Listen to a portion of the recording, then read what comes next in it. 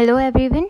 In this video of demography and family planning, we will be discussing about the demographic indicators.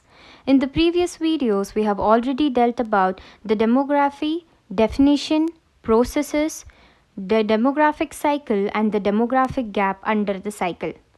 Now moving on, in this session, we'll be dealing specifically about the demographic indicators. The demographic indicators will provide us an overview of the population's size, composition, and distribution. As understood today, demography is the scientific study of human population which focuses its attention on the observable human phenomena, that is the change in the population size, the change in the composition, and the distribution of the population in space. Now, to understand the demographic indicators, we have a mnemonic which is full as dad. FULL. So, we have the mnemonic as full as dad. Now, how do we remember this full as dad? How do the kids and the wife eats very little? Their appetite itself will be low, but dad's appetite is good. He eats full as dad. So we see that F stands for the family size, U for urbanization, L for literacy and education, the other L for the life expectancy, A for age pyramid, S for sex ratio, DAD, D for dependency ratio, A for age and sex composition, and D for density of the population.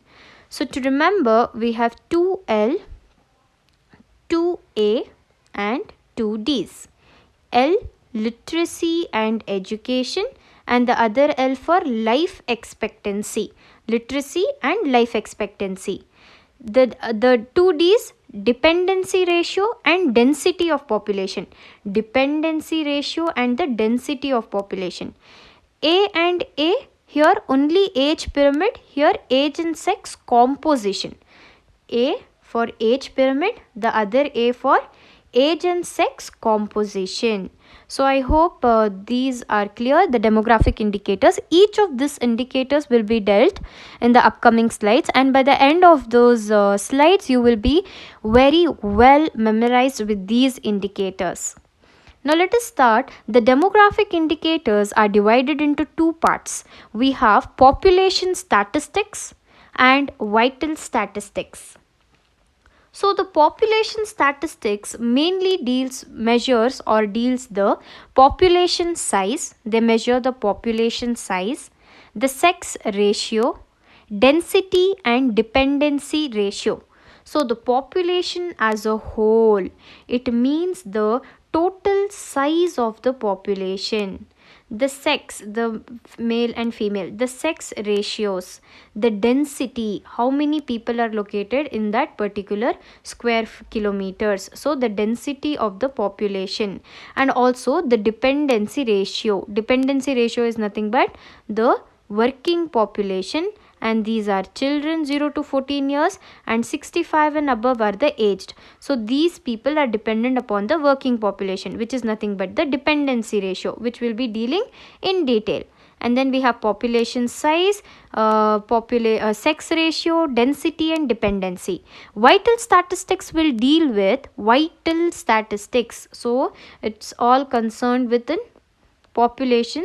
So it deals with the birth rate of the population, death rate, the natural growth, the natural growth rate, life expectancy at birth. Life expectancy is the expected years of life an individual is going to live. Mortality indicators and fertility indicators. Mortality is nothing but death rate, mortality rate and fertility rate. Let us understand the family size in detail. So we are starting with full as that. The first one was F. F stands for family size. The total family size is the total number of persons in a family. The total number of persons in a family is nothing but the size of that family. In demography, family size means the total number of children a woman has born at one point of a time. So there are two things, guys. One is family size, the other one is completed family. Completed family indicates the total number of children which are born by a woman during her childbearing age, that is 15 to 45 years. So how do we differentiate the family size from the completed family?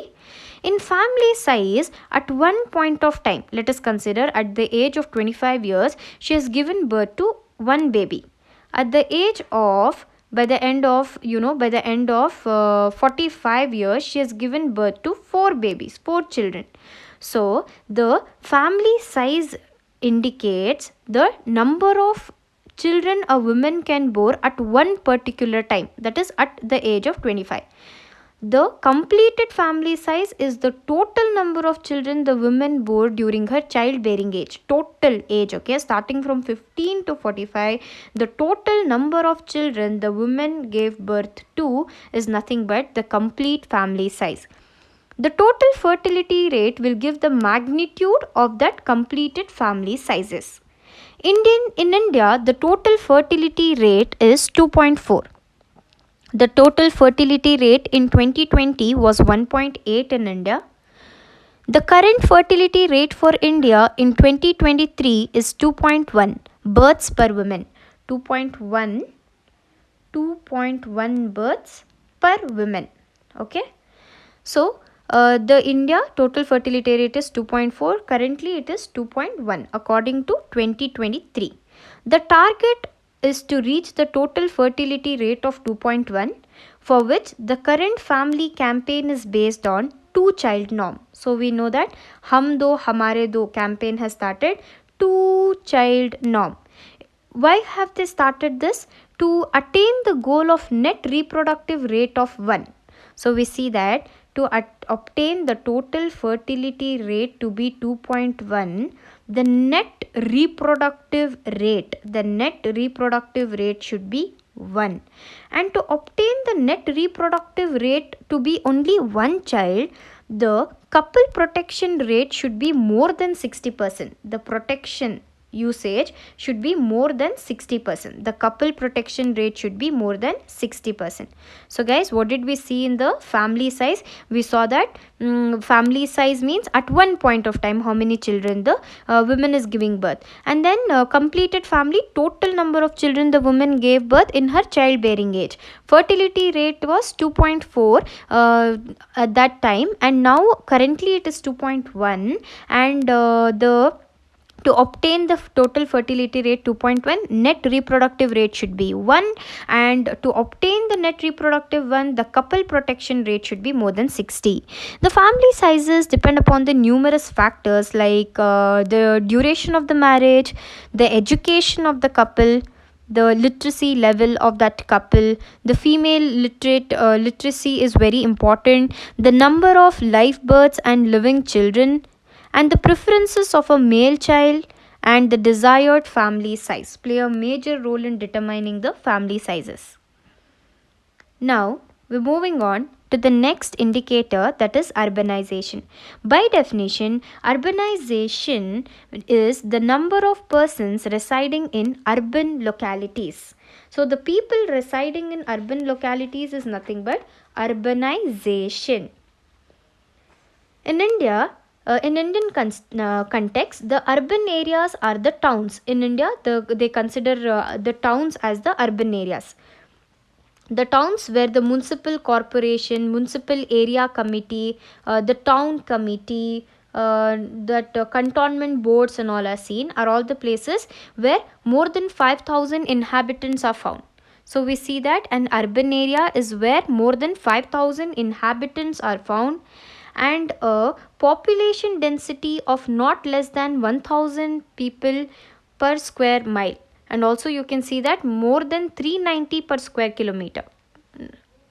the urban, more than 75% of that population should be engaged in a non-agricultural occupations. So we see that more than 75% of the population should not be involved in farming. They should be involved in any other occupations other than the agriculture. That is, more than 75 should be engaged in non-agricultural occupations. And also we saw that the density of the population is 390 per kilometer square. And now the population, the total, more than 5,000 inhabitants should be residing.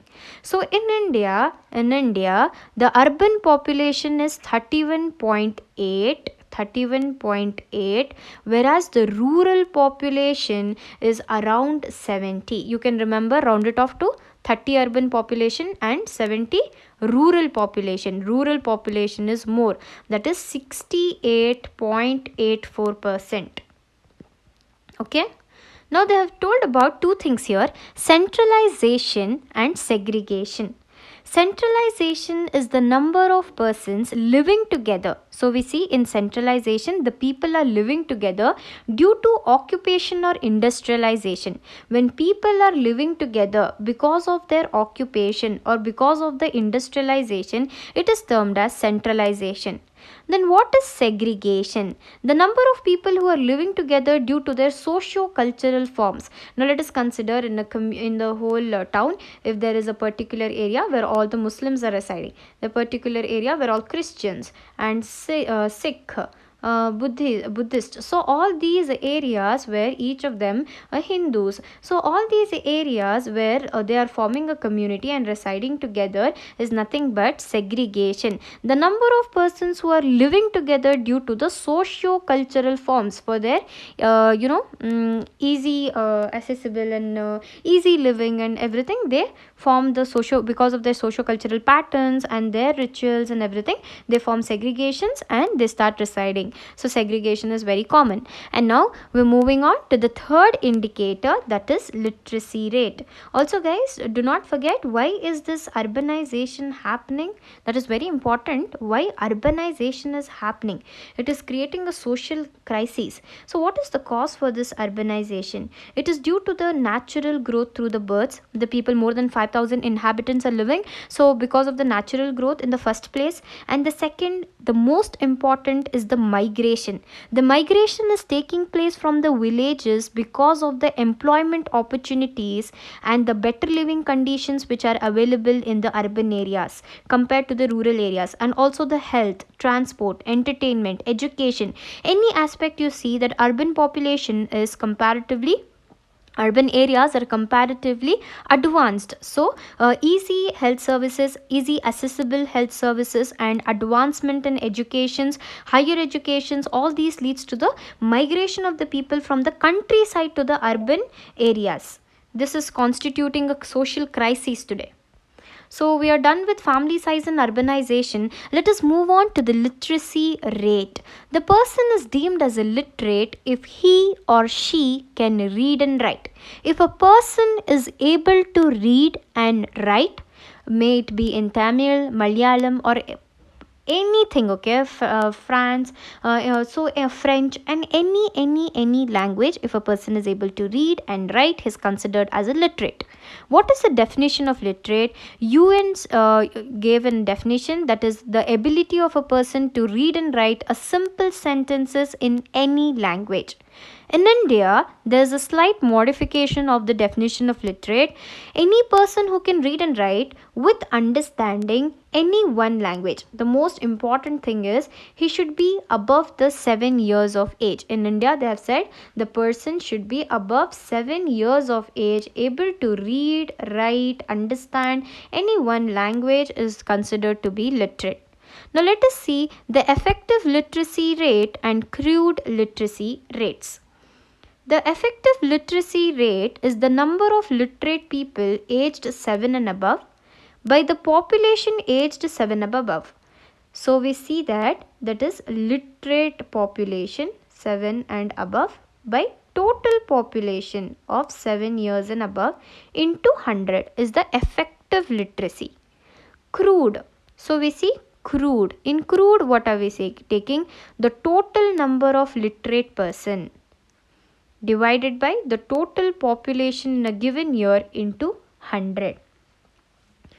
The world's highest literacy is observed in North Korea, that is 100%, and the lowest is seen in Chad, that is Niger, especially 22%. So we see that here in India, the literacy rate is the Kerala, which is occupying the top rank in the country, in the whole Indian country. Kerala tops the first, and it is about 94% literates. And we have Mizoram in the next place, that is 91.5%, and Lakshadweep 92.28, which is closely running Kerala. On the other end, we have Bihar. So we see Bihar, Tripura 94.6, and the worst is Bihar. Bihar, it is, on the other hand, the literacy rate is as low as 63.82, rounding off to 64%. Respectively. And now the states which have the literacy rate below the national average are Arunachal Pradesh, Andhra Pradesh, Bihar, Jammu and Kashmir, Uttar Pradesh, Madhya Pradesh, Rajasthan and Odisha. So these states are having a literacy rate below the national average. So what is the national average? The national average for India is 74.04. In the world, it is 86. So I hope it is clear. Moving on, we have the literacy rates in India dated from 1951 to 2011. There is a bar chart given here. We have 18% in 1951, 61.28, 71.34, 81.43, 91.52, 2001 65 and 2011 74.04. This is very important. Currently it is 74.04. And also in that males, we forgot to mention about this point, the literacy rate with the males in India is 82.14% and the females are quite lagging behind with about 65.46%. So there are certain Indian government schemes which have been launched for literacy. That is, Government of India has made the education compulsory up to the age of 14 years in India. So we see that India has made the education compulsory. In 1948, we also have the Declaration of Human Rights, which stated that everyone has a right to education. Hence, we also saw in the Factories Act that the children below aged 14 years are not allowed to work in the factory because they are supposed to obtain the education compulsorily. Though the considerable progress has been made in expanding the primary education, the major concern in India is seen because of the high dropout rates during the first few years of schooling. They find to be a high dropout rates. Sarva Shiksha Abhiyan 2001. According to Sarva Shiksha Abhiyan, there is education for all. All children in the age group of 6 to 14 years should attend school and complete their 8 years of schooling. We also have district primary education program, midday meal programs, National Literacy Mission. International Literacy Day was observed on 8th September every year. So we see that Literacy Day is observed on 8th September every year. We have primary education program, midday meal, literacy mission. Types of literacy. Now let us move on to the types of literacy. We have functional literacy, transliteracy and illiteracy. Functional. Ability of the individual to use the reading, writing skills in everyday situations. So in functional, you are using in the everyday situations. In transliteracy, they are able to read, write and interact across the various platforms. So let us take an example of, for instance, just me who is interacting with the audience on the media tools, using the media tools, that is YouTube, and also the other social networks are available. We have bloggers on Instagrams and content creators, so many other things. So the transliteracy is able to read, write and interact. Other point which is adding is they are able to interact. Illiteracy, the state of being able to read but being uninterested. See, they are not illiterates. Illiterates are who don't know to read and write. Here they are able to read. Illiteracy, they are able. Okay, illiteracy, able to read, but they are uninterested in doing so. Okay, so now let us move on to life expectancy. The average number of years which a person is expected to live is nothing but the life expectancy. In India, the life expectancy is 67.5 years. The demographers consider the life expectancy is one of the best indicators for the country's development, and also for the overall health status of the population can also be assessed with the help of life expectancy, because as the health services, there is improvement in the available health services, the life expectancy keep on increasing. So it shows that the health services are being reached to people and the health of the population is increasing and there is development in the country's health. The target of India is to reach the life expectancy up to 70 years till 2025. Japan has the highest life expectancy, that is we have 81 years for the males and 87 years for the females. Japan takes the highest position in the life expectancy. In India, the males live up to the age of 68 years and average life expectancy of a female is 70 years. Moving on to age pyramid. In age pyramid, we have population pyramid. Population pyramid will represent the age and sex structure of a population. So we see that the age 0 to 4, 10 to 14, 45 to 49, 100. So this is the age and sex, that is male on the blue and pink is the females. So male and female, you can see the age and male. Age and sex. So it represents the age and sex structure of a population. Double histogram. Two back-to-back histograms are used, one showing the number of males and the other half is showing the number of females at a particular age group, of one particular age group. So we see what is a histogram, guys. The continuous blocks, okay, are nothing but histograms.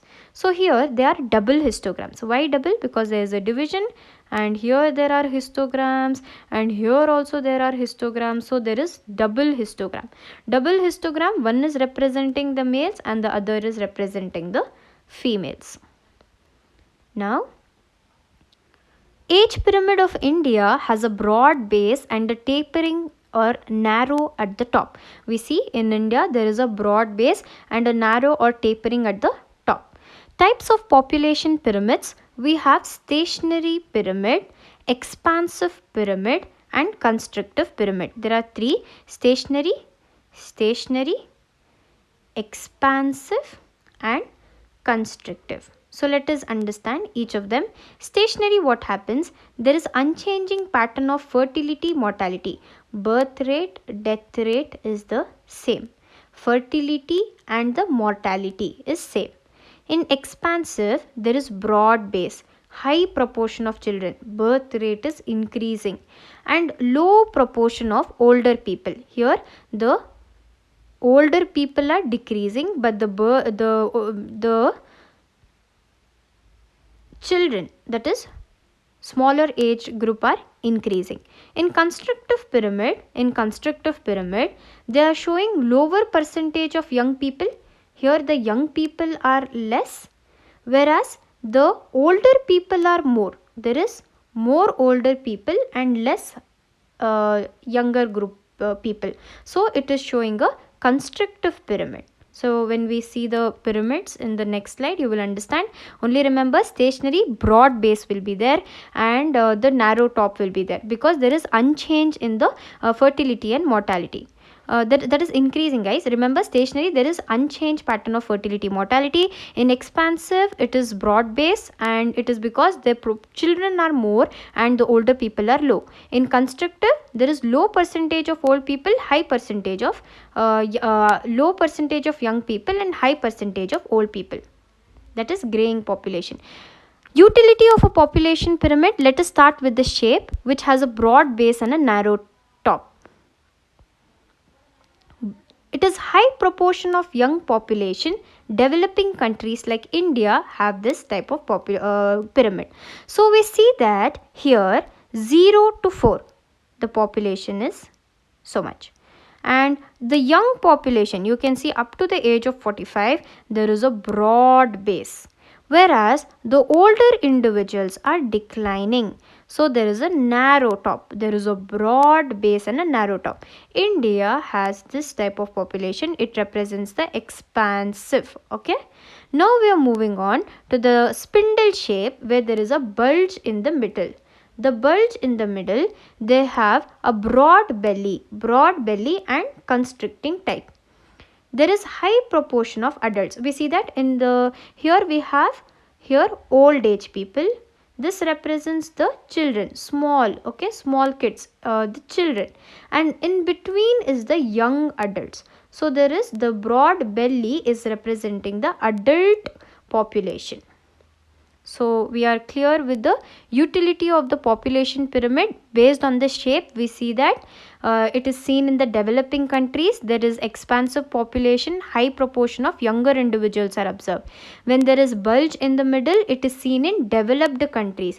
Based on this population pyramid, you can assess the status of a population, whether it is the country is developed or developing. If it is developing like India, it will have a broad base. If it is already developed, then it will have a broad belly and constricting type, where there is high proportion of adults.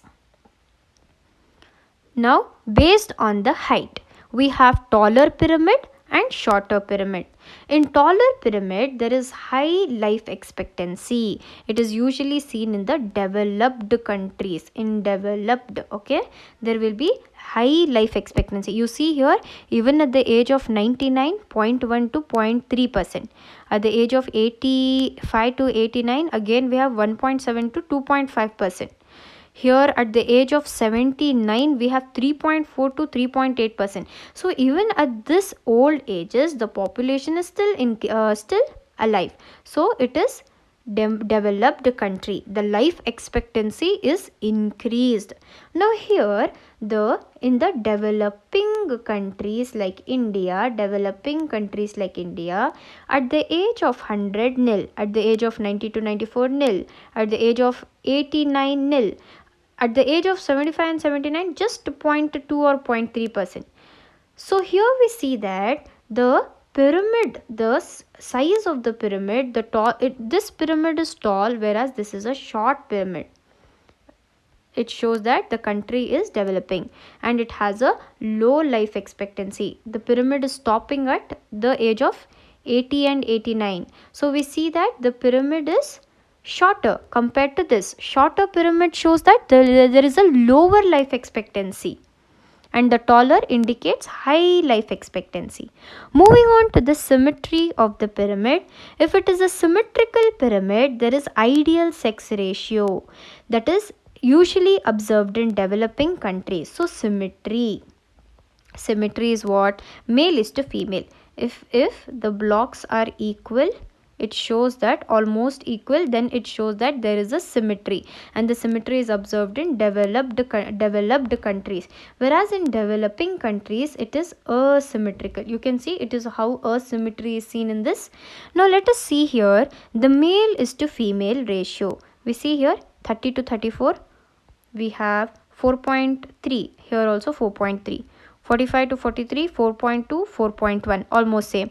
Here 55 to 59, 3.5, 3.4, 1.5, 1.4. So it's almost equal. The symmetry is observed here. Whereas so this is the male is to female ratio is almost equal, so it is seen in developed countries. Now moving on to the other half, you can see here at the age of 30 to 34, the males, the population ratio is 8.6%, whereas in females it is low as 3.1%. It is 4.6 at the age of 45 to 49. Here it is 1.6. So you can see the gross change in the symmetry. The asymmetry is observed. The male population is more compared to the female population. This is observed in the developing countries where there is unfavorable sex ratio, that is the number of females compared to 1000 males is less. The number of females per 1000 males gives the sex ratio. The sex ratio is number of males per 1000 males. The formula is given number of females per 1000 males. It will be determined by the sex composition of the populations. Since 1901, India is having an unfavorable sex composition for women. Important indicator for knowing the status of women in a population. India has 991 females per 1000 males, whereas in the rural areas it is just 947 females. So per 1000 males, in rural areas it is 947. In urban areas it is more poor, it is 926. So we see that rural area is much better compared to the urban areas. In the state, highest in Kerala, so we have the highest favorable sex composition in Kerala. The women is 1084 compared to the males, we are just 1000, and it is lowest in Haryana where it is just 877 per 1000 males. So clear guys, the union territory is it's the highest in Pondicherry 1038, and it is lowest in Daman and Diu, that is just 618. It is lower than Haryana 877 per 1000 males. In Daman and Diu it is just 618 per 1000 males. The sex ratio is affected by the differentials in the mortality conditions of the male and female, the selective migration of the males to the other countries, from the countryside to the urban areas. So the sex composition alters, and then we have sex ratio at birth. So this female feticide and all these things can lead to the sex alteration in the sex composition. Low sex ratio, it indicates that there is a strong male child preference. There are gender inequalities in the community. Female feticide has been practiced. Higher maternal mortalities have been observed. Female deficit syndrome. So when they speak about the female deficit syndrome, it is the decrease in the number of female population which is leading to this ecological imbalance in the community. It is nothing but the adverse, it is considered adverse because of the social implications. So we see that female deficit syndrome, there is a decrease in female population leading to an ecological imbalance. So we see that sex ratio is the sex composition of the population can also be affected by the differentials in the mortality conditions of the males and the females, because the females have a higher life expectancy compared to the males. So this also can result differentials in the sex composition. Okay.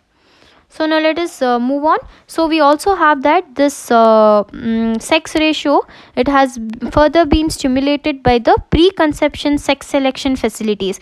By this preconception sex selection facilities, the female feticide and infanticide has been increased markedly.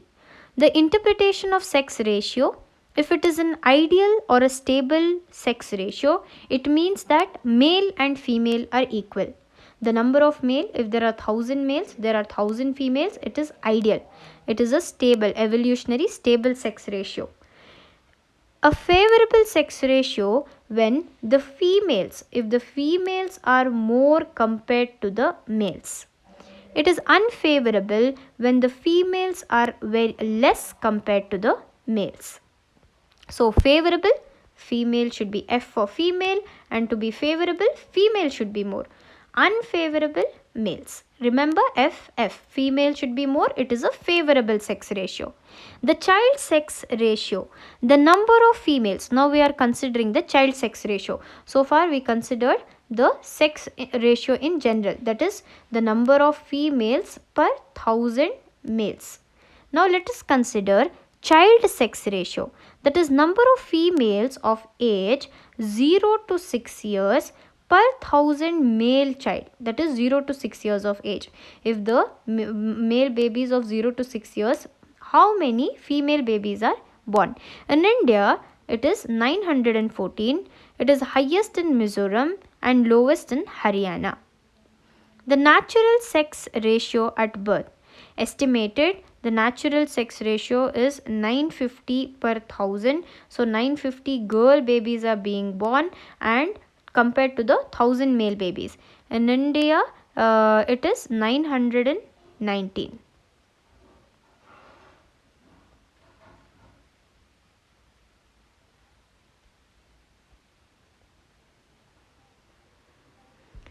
Dependency ratio. So now we are moving on to the next part, that is dependency ratio.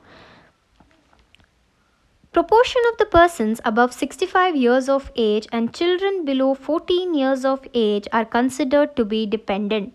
I have already told about this in the beginning of the video, that the people above 65 years of age and children below 14 years of age, 0 to 14, 65 plus, they are dependent on the economically productive age group of 15 to 64 years. It is also known as societal dependency ratio. So you can see the dependent population here. The children below 15 years, 0 to 14 years and above 65, 64 and above are the dependent population.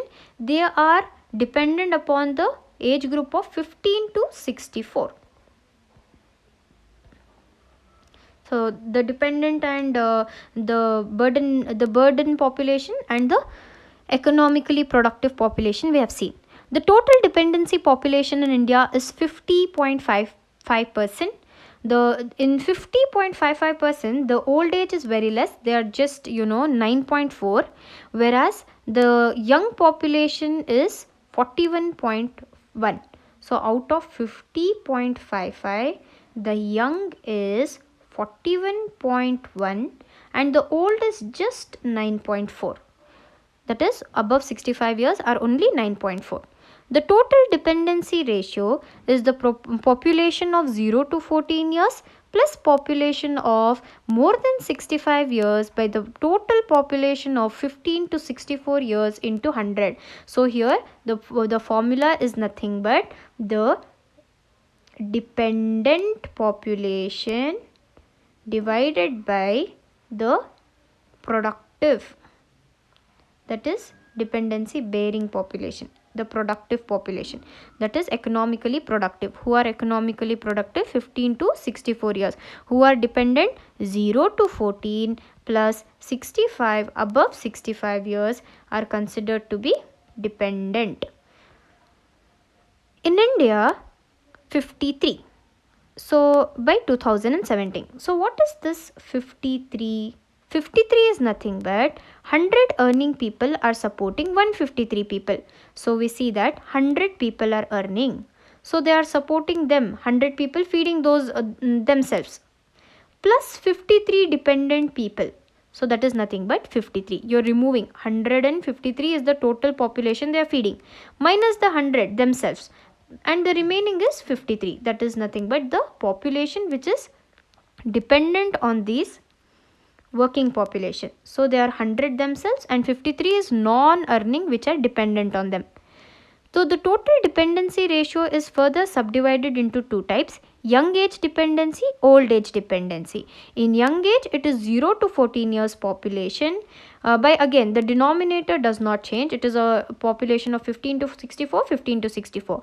In old age, the population above 65. So we see guys, in young age and old age, the population of 15 to 64 will be same, into 100 into 100 same. What is the thing you have to remember? Young age, the population of 0 to 14. In old age, the population above 65 years.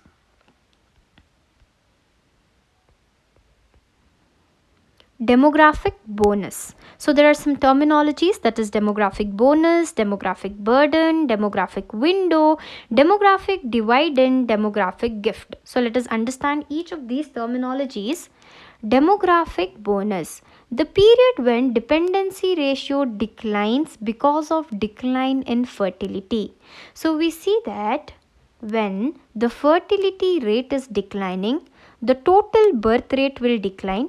As a result, the children 0 to 14 years will decline and the dependency ratio will decline. So starting, if the fertility itself is declined, if the birth rate is declined, the babies are not born, number of children are reduced, so the dependency is reduced. Because of decline in the fertility, the demographic bonus is seen because the dependent population is reducing until it rises again because of increasing longevity. We see that the death rate on the other hand is declining. So we see that the life expectancy of people is increasing. The people above 65 years and above are increasing. So the longevity above 65 is increasing. In India, females live up to the age of 70 years. So we see that the longevity of the life is increasing. As a result, the dependency ratio is increasing. Until this happens, when the birth rate is declining, fertility is declining, children less than 14 years is declining. So what happens? The dependency will decline. So we are clear with the demographic bonus. Now let us see demographic burden. Increase in the total dependency ratio because of increase in old age. Burden, because of the increase in old age. We saw that longevity of the people is increasing. In Japan, we saw 87 years. Female are living up to the age of 87. Males are living up to the age of 81. So because of the increased longevity, they are causing a dependency ratio is increasing and they are causing a burden. Demographic window. So what does this demographic window mean? The period of time in the nation's demographic evolution when proportion of population of working age group is prominent. So when the working population, that is young population, has increased, they are easy to divide the burden. For example, imagine if in a family, if a family of 5 people, if a family of 6 people, 4 are working, okay, 4 are working and only 2 are dependent. So what happens? It is the demographic window, the period of time in a nation's demographic evolution where the proportion of population of working age group is increased, whereas the dependent is less. The dependent are less, 1 wife and 1 kid, but here the working population is more. Then it is a demographic window where the proportion of population of working age group is prominent. Then demographic dividend, the rise in economic growth due to the rise in working age people in a population. When the working age population increases, obviously the economic growth of that country increases. This is known as demographic dividend. Demographic gift. So we are moving on to demographic gift. Favorable effect of falling fertility rates on the dependency ratio. So whenever the fertility rate falls down, it has a favorable effect on the dependency ratio. If the fertility decreases, birth rate decreases, the children less than 14 years decrease. As a result, the dependency ratio also decreases. This is seen maximum in stage 3. The demographic cycles we had studied, in the stage 3, it is decreasing. Age and sex composition. Now we are moving on to the next indicator, that is age and sex composition. The population composition of India, we have 0 to 14 years are just 25%, 15 to 49 years are 56%. So we see 0 to 14 are 27%. And 15 to 49 is 56%. 50 to 59 are just 8%. 60 years and above are 8.5%. So we see that the 0 to 14, under the age of 0 to 14, the male population is more. It means that the male babies are more. Male population is comparatively more. Proportion of less than 14 years is declining. As birth rate is declining, also the proportion of the less than 14 years of age is also declining. 15 to 49 years is 56%. The women of reproductive age group fall under the 15 to 49 years and they comprise 22 to 25%. In this 56%, 22 to 25%, the half of the less than half is taken by the females, women. 50 to 59, 8%, and 60 years and above, 8.5, more female population. So one thing you have to remember, in 0 to 14, the males are more, male baby is more, and old female aji, okay, you can remember aji, and that old female is more, 8.5. In this, more female population. Here 0 to 14 we have more male population. Proportion of elderly is increasing as the longevity, that is life expectancy, is increased. Adolescence age is, what is the adolescence age? 10 years to 19 years. 10 years to 19 years is the period of adolescence. It is as per given by the World Health Organization. 10 years to 19 years is the period of adolescence. Moving further, we have density of a population. The ratio between the total population and the land area is nothing but the density of a population. In the isolated dwellings, less than 10 families are living together in a small area. So we see that in more than 10 families will be living in a small area. If it is an isolated dwelling, more than 10 families are living together in one small area. If it is small village, 500 to 600 population will be residing. If it is a village, 1000 to 2000 population. The hallmark of a village is panchayat. Now moving on to town, where the inhabitants will be 2000 to 20,000 population, and the hallmark of a town is municipality as a governing body. So far what did we see, guys? If it is isolated dwelling, 10 families. If it is a small village, 500 to 600. If it is a big village, 1000 to 2000. 500 and 1000 to 2000, and then we have town 2000 to 20,000, and then if it is a city, it is more than 20,000. It is more than 20,000 to 1 lakh. If it is a city, more than 20,000 to 1 lakh population is observed. The hallmark of city is municipality, corporations with different departments like water, electricity, health departments, etc. The block, in the block we have 1 lakh population. In block we have 1 lakh population. The administrative unit, mega or a metropolitan city, it is more than 1 crore population.